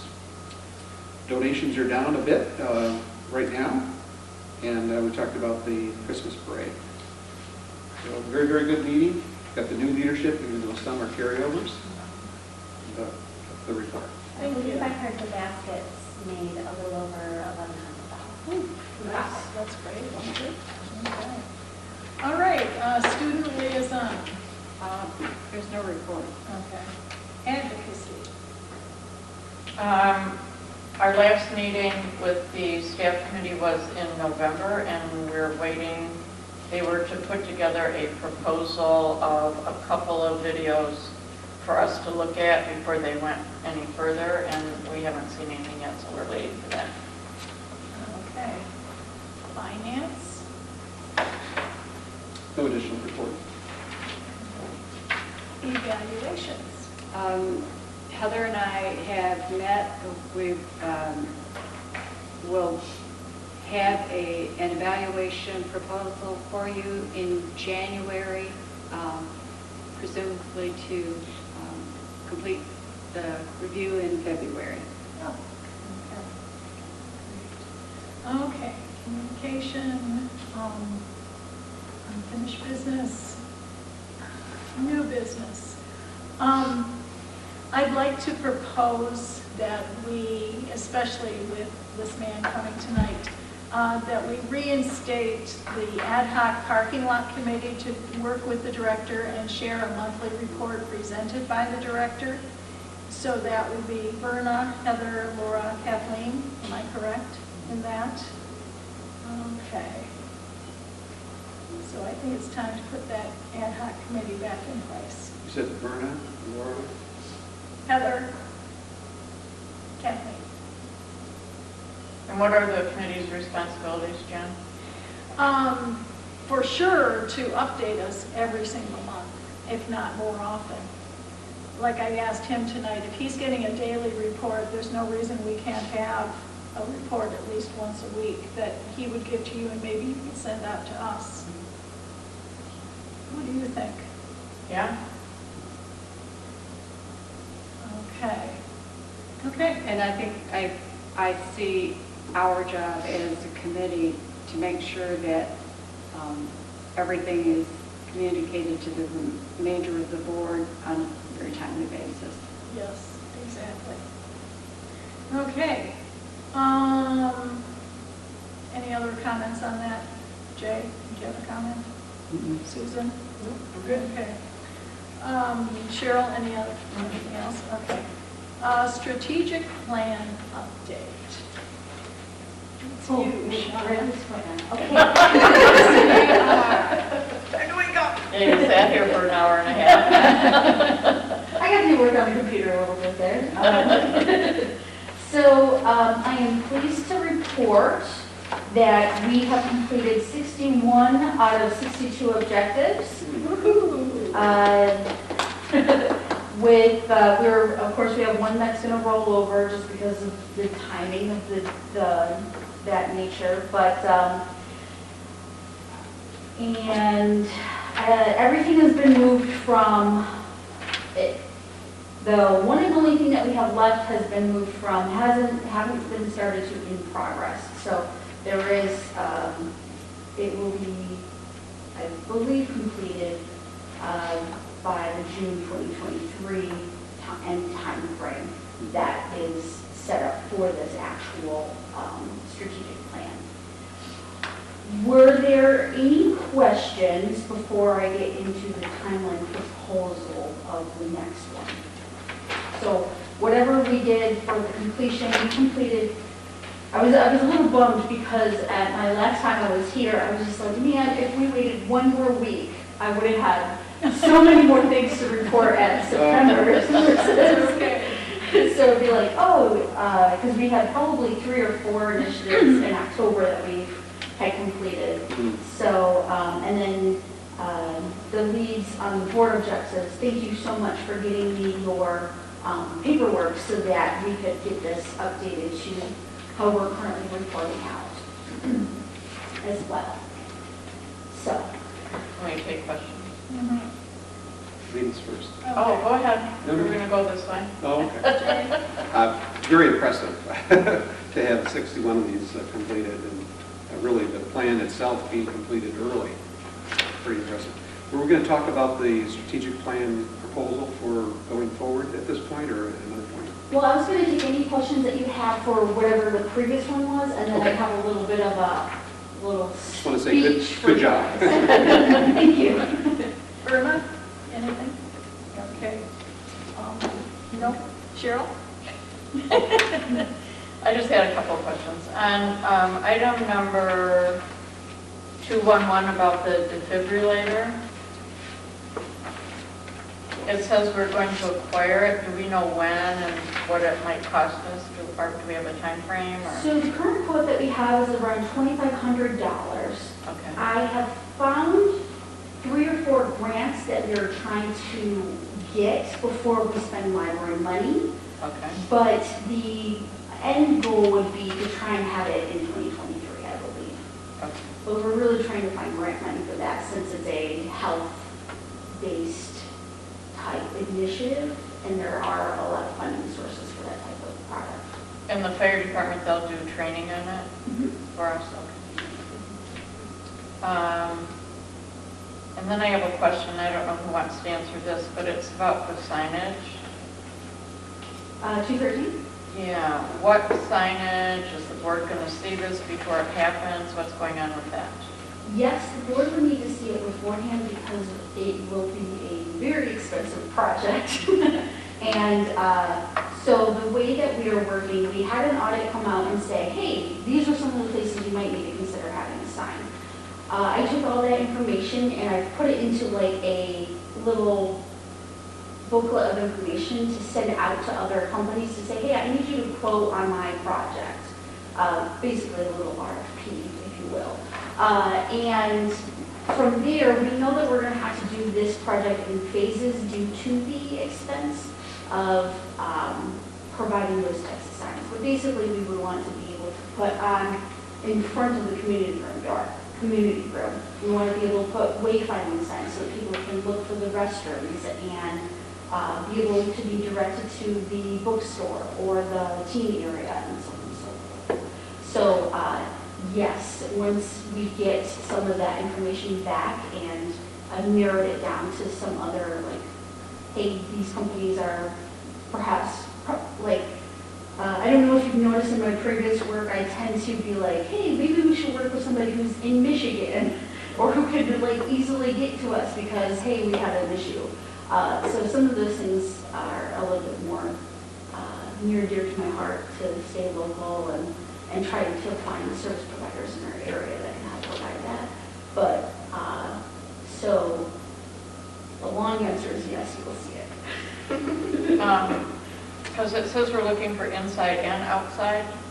Yes, so since the initiative is investigate new signage inside and outside, one of those areas is here in the front entryway. We're considering putting a big welcome piece to say, hey, this is the entrance. And we can thank Laura for that because she came here for, I think her interview or one of the things was like, not sure where to enter the building. So, and I know driving from Traverse City for my interview here 7 years ago, imagine going like, this is a little odd. How am I supposed to get to, it was school time and that's when that was the school over there. But, and then I believe we are looking at, we have lettering on the side of the building here that would be taken into consideration as well. One more question. Sorry, I read all these and I said, wait. On the online patron survey, and you're only surveying people that have requested a special, like for us to order something is? Yes, so the reason why we did this is it was an easy group of people that we already had all the contact information. And it is another part of this is that we want to make sure that people are aware that they could also request, they can request that we purchase anything. And if it's within our means to do so, we will try and get it on the shelves for them. So.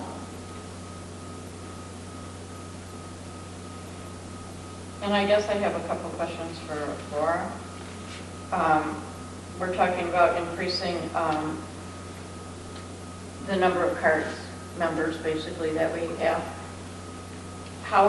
Is there something specific that, I know we have the September sign-up month and it said something in here about sending out postcards for people that are expiring. Anything else? I mean, Fran does some stuff with getting people, like when she goes out and, She takes Does some outreach applications and with stuff her like that? sometimes. okay. Yeah, and I wrote suggestions too. It's hard. Oh, yeah, that's why I was just curious what, Maybe How you that's what do we that. pass out at the parade and library card applications. Forget the pencils. I'll make it fit with the QR code. We'll put all the legal stuff on a QR Yeah. code, all we use the name, the address. yeah. Okay, Cheryl, next. And then this one on the Clifton Strengths. Has there been any results from doing that? I mean, do you see I think we got a lot of Teams insight into each other. coming together differently? Or? Because we try to get, Sean and I had talked about this after we did it, trying to get people from different groups into teams. Mhm. So we're mindful of it, of who's what. Okay. And then we try to match. I just wondered if it was helping. Yeah, yeah. I think we all got a little insight into each other too. So that's good. Okay. In fact, the advocacy video, that whole team and how they work together, I have seen them working on it for like the last 2 weeks, and it's really cool to see them around videotaping certain things and all the scripts and stuff that they've written. So, I mean, to see it in action as well as be like, wow. Yeah. Well, that's good, yeah. Okay. I'm done. Okay. Now, Shawnee, you want to talk about the next? Yes, so, Oh, sorry. We go back. Oh, no. I had a question. I'm sorry. I can ask questions too. Yes, you can. Okay. You indicated that the signage project is big, so shock us. The overall project, what's the bottom line? 25 to 35,000. Thank you. That's what I was looking for, thank you. That was it. Yeah, we might do one sign at a time. We might do one sign at a time. I understand, but it helps if we've got a large project for us to have that in our minds. But thank you. Did you also say with signage, you could maybe have some grants? Potentially. So there are certain disability and ADA requirements that we would naturally want to follow along with. And there is a possibility that we could look for grant funding to make that a possibility. So any of the signs that we create, we have Braille, that's what we need to like if they go off the top. Yeah. So there'd be a certain size, certain darkness. Yeah, the contrast contrasts colors. So there is a possibility for that type Good. Okay, Jay, did you have any others? No. Verna? No. Anything else? Susan? Okay, Cheryl? All right, then let's go on to the 2024. All right. So, over the last year, I've researched and reviewed several strategic plans, learning how they are planned, documented, and reviewed. Of course, every library handles it a touch differently, and with finishing up our previous strategic plan, I'm sure there are many things that we would change and a few things that we're interested in keeping. When looking at strategic plans after COVID, many libraries have stated that they're looking for flexibility, shorter timeframes, and fewer objectives. At the bottom of the timeframe, I've provided a list of the things I see trending in the strategic plans. This includes shorter implementation periods with an average of 2 years, internal and external trend scanning with an awareness of your environments. This includes taking an outside look / view at your organization and community that you serve, an overarching strategic decisions with an average of 3 of those decisions for the duration of the plan, And at this point, I would like to draw your attention to the example on the next page that shows an infographic-based public announcement, and it also explains by what I mean by our overarching strategic decision. They're using more of an umbrella terminology to encompass that decision. So welcoming and comfortable, or learning and culture, collaborative and connected. Those are the strategic decisions that this particular library had decided to pursue. And then they provide a definition of what it means for that library. And the next section over are their goals and how they want to accomplish those particular decisions with their staff. So then, if we turn back to the timeline page, you'll see that I would like to propose that the library follow these 4 phases to plan our next strategic plan. Phase 1 is basically all the paperwork. Finalizing, publishing our previous strategic plan, forming a team, deciding the timeline, the need for external support, and how we'll communicate. We'll also collect data during this time period because annually that's what our library does anyway, is I collect all of the stats on whatever was previous in the year before. So then we'll move into phase 2, which is when we'll start getting the community involved. We will decide what questions to place on surveys, interviews, and focus groups, then follow through with meetings. Once we have that information compiled, we'll bring all staff on board to identify themes and move forward with. Then in phase 3 is when we'll start putting the whole concept of the plan together. We'll evaluate the data received from the community and determine how the library can assist with their capabilities and impact. The mission, vision, and values of the plan will get workshopped, and strategic decisions/priorities and goals will get defined. This is a good time to keep an eye on the following year's budget to accommodate some of the initiatives that we may want to achieve in 2024. And finally, in phase 4, we'll implement and measure the progress of the plan. This portion I don't see changing too much from what we currently do as a report back, as it seems many of us kind of like the colorful quarterly report that I provide at these meetings. But if not, you should probably speed through these now. And finally, are there any questions? Well, I'll start over here, Jay. Just on phase 1, is it really doable, seeing how we're in late December already, that January is a good target date for all those things? In terms of like completing all of these things? The bullet points. Oh, so we would have January through March Oh, I see, okay. to complete phase 1, Oh. and then March through June for phase 2, and so Okay. on. And so the last one over on the right would be January through March of 2024. Yes. Okay, thank you. Okay, Verna? Not yet. Susan? No, not yet. Okay. Cheryl? No, I'll save them. Okay, I have a question, but I think I've already answered it in my head. Would this, phase 3, would this be similar to gathering community people to work on some assessments and visions and mission? Would this be like we did last time, kind of? Yes. So essentially, we wouldn't pull the community in for the mission and vision segments of the plan. The community input is really going to be occurring in phase 2 when we I would like to propose, well, that would be getting into the weeds, but essentially I would propose that library staff go out to our township and are talking with people with a designated set of questions instead of asking them to come here. Oh, okay. Maybe kind of turn it around on its head.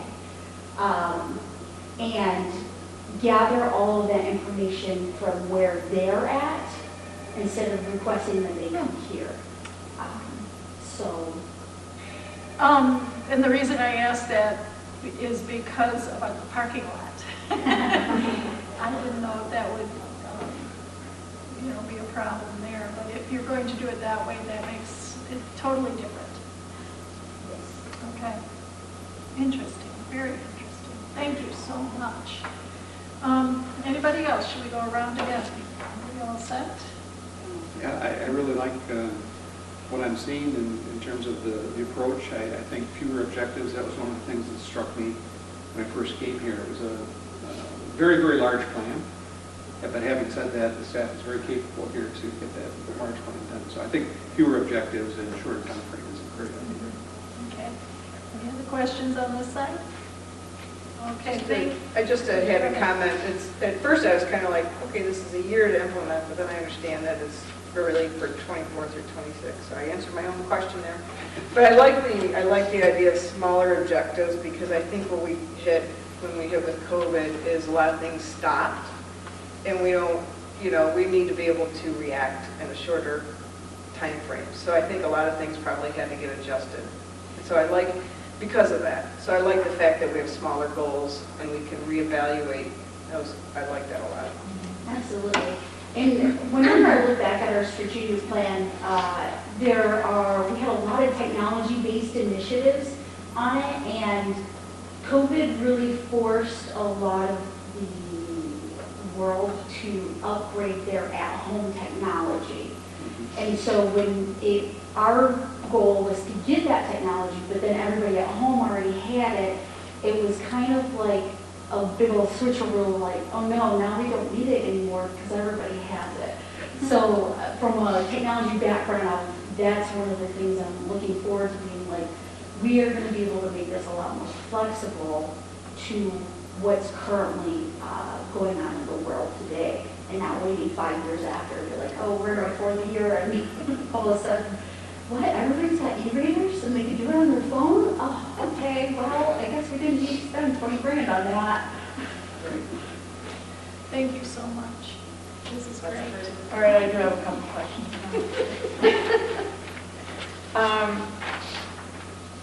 One of my questions was just kind of what you were talking about is updating. It seems like when we did our last strategic plan, it was written and we really didn't ever, we updated it and what we were doing, but we never like added things or changed or, so is this going to be much more flexible? Because I know some things happened. They weren't on our strategic plan, but they happened. But is this going to be more flexible where we can then add those things on or whatever? Yeah, absolutely. Okay. And then the other thing is, where does the board fit in this process? So it's interesting because, in fact, I believe Verna and Jan sat in on a session with me at MLA where they were talking about the strategic plans. And essentially, there are two. So the way that they presented it is that there are two types of retreats, where there's a board group and then there's a staff group. The board will have the vision statement, the mission statement, and the value statement to work through and conceptualize, whereas the staff will have the strategic decisions. And then they will go through and be like, oh, we have the capability of, let's say, we have somebody on staff who's really good at PR and marketing or something from like video editing. Then you're like, oh, our marketing initiative is, we can do it because we have somebody who's trained to do it. But say that we don't have anybody like that, it wouldn't make sense for us to be like, oh, well, we can't all of a sudden start producing TV shows for the TV every month because that's what the community wants. So the staff would look at the information and all the data that's collected and provide those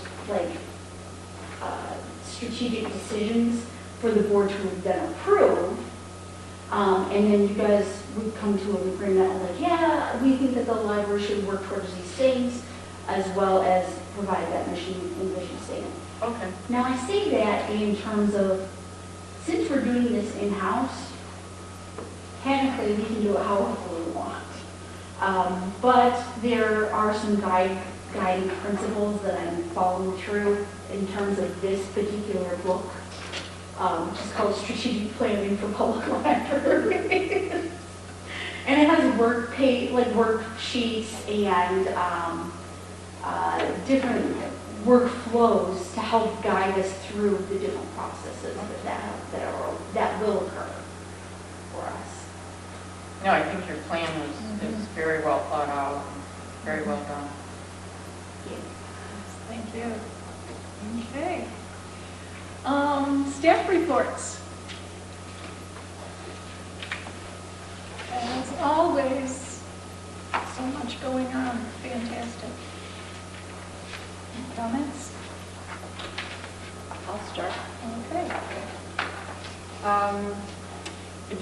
I have some questions on some of the items listed. Again, great job. I see that Alyssa's working on a grant, and I guess you're also working on the Brandon Reed's grant. Can you give me some idea of what the value of the grant is that you're working on? It's $1,000. Oh, okay. Yeah, it's a program-based grant through a small rural libraries association. Penguin Random House is giving, I think, 24 grants to small rural public libraries for project-based project-based initiatives. And we were applying for funding for our community reach program. Okay. And not addressing any specific program, but as I read through the staff reports, one thing kind of popped out at me that had not before. There are a number of programs that we do that some people, in other words, we have a limited ability. For instance, let's see, which one was it?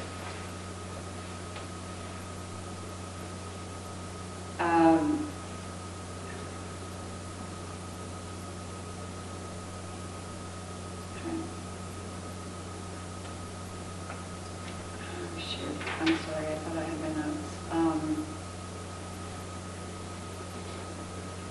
Okay, the Danny's story time.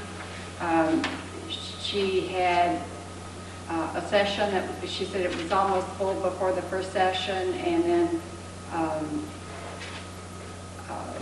she talked about maybe doing another session. It seems like there are several situations where we actually have programs that are limited, and I'm wondering how often we have a program where children come in and or try to sign up for something that they can't get into. I just want us to be aware of that, because as I read through this, that particular issue just kind of came up 2 or 3 times.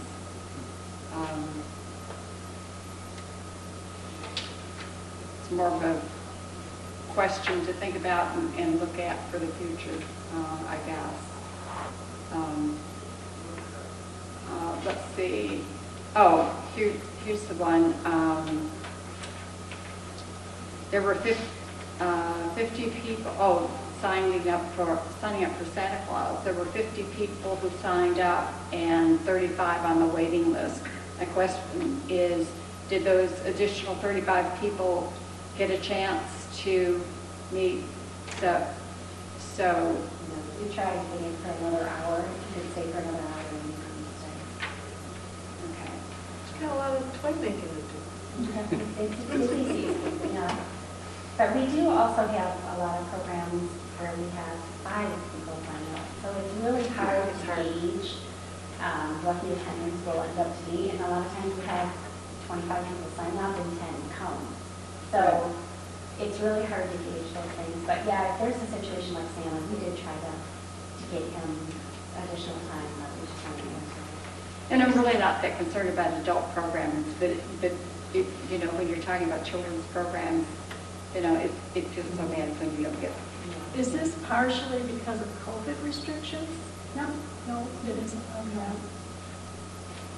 I have a question on that. Do we then track, like, do we track which programs consistently have higher attendance or waiting lists compared to the programs that don't, and then offer more, or how do we do so that? next year we'll definitely have 2 hours of same time. We'll book that, because if we can book it in advance, then we can probably get in for 2 hours instead of the hour. So he does the special needs time with the kids for free for us. But are we tracking all of our programs to see what attendance is at each one and what interest is? Those that tracks all of the numbers and, yeah, we base. If something, you know, no one signs up for, we're not going to try that next year. Yeah. But if we have, you know, an overabundance of people, we'll make sure that we book it twice if we do. Make sure it's available. It's hard. It's really hard. Oh, I'm sure, yeah. I remember booking programs and we have, you know, 50 people sign up, and so the next time we book it twice, and we get 10. So it's just so hard to gauge. Anything else from? That's it. Okay. Susan? A lot of things to talk about, but what drew my attention probably the most is the fact that with the tab group, because it says it might not seem like we have 18 sign up. I think that's amazing. I do think that's amazing to have 18 signing up for. Unfortunately, only one showed. Oh, no. But the one that showed was full of information and very willing to do hard things and willing to get other people to come. So, Good. Well, I look forward to hearing more about the second meeting. So, that's good. Anything else? Nope. Cheryl? Yeah, back on the same subject that we were talking about as the programming is, I read under Rebecca's, you know, that she finished her fall programs and she had the Maker Monday. And then she said she had kids ask if there's going to be any more, and she said, sadly, I don't have plans for winter or spring. Does that mean that's it? I mean, there's no way that she could do some spring programs, or is everything done? we have to book everything so far in advance in order to get everything in the newsletter. We don't generally do kind of pop-up programming at this point. That would take some planning. We'd have to buy Persian flowers. But I can talk to them and see if that's something. I just wondered how, you know, how far in advance you have to plan them. Right now, I think it's 4 months in advance. Okay. To get it into the newsletter on time. Anything else, Cheryl? Yeah, I just think if there's anything the teens are interested in, we have to do it. I agree with you. Thank you. Yeah, we really do. If there's any way we can accommodate that, we need to really, it's important. Any other comments? I Just great job by have 2 quick everybody. ones. Okay. On page 30 on Sarah's report, it looks like the Michigan Works intern is going to be leaving in January. I think the program's been pretty successful from what I Yeah. understand. Is there any plan to bring on other folks in the future for that program? Well, Brandy came to us because she has specific interest in working I see. in libraries. Okay. So it would depend on if they had somebody that wanted to. Okay. And then the other question I had was on page 35. It says, Sean and I are still working on the oral history project. We're in the final stretch, I believe. I'm eager to do the first run through, hopefully. What is the oral history project? That has a great interest for me. So the Oral History Project is a grant-funded initiative from the National Endowment of the Humanities grant that we received. Okay. And the reason why we included it in the grant is because we were working with the Ortonville Community Historical Society and getting oral histories taped. So we were able to purchase video equipment, audio equipment, and all of the software, technology, all the pieces to make all of that happen. So now, the parts that Rebecca and I are working on are putting together quote-unquote like memory kits to help people answer questions for when they want to check out. We have bought little audio recorders for people to check out and then be able to take home and do their own oral history. And then we are working with the Historical Society to host all of these oral histories on their YouTube platform, which would be connected to both their website and the library's website. Is it targeting particular types of things, like I know sometimes veterans are interviewed? Is it everybody or any special areas? Or? So the initiative that the library and the Historical Society will be working on will be here in Brandon Township specifically. Properties, veterans, subject areas that are important to the area. People who decide to do their own at home, they will get to decide what they wish to do with their files that they create. Interesting. Thank you. Okay, anything else? That's it. Thank you. Okay, anybody else?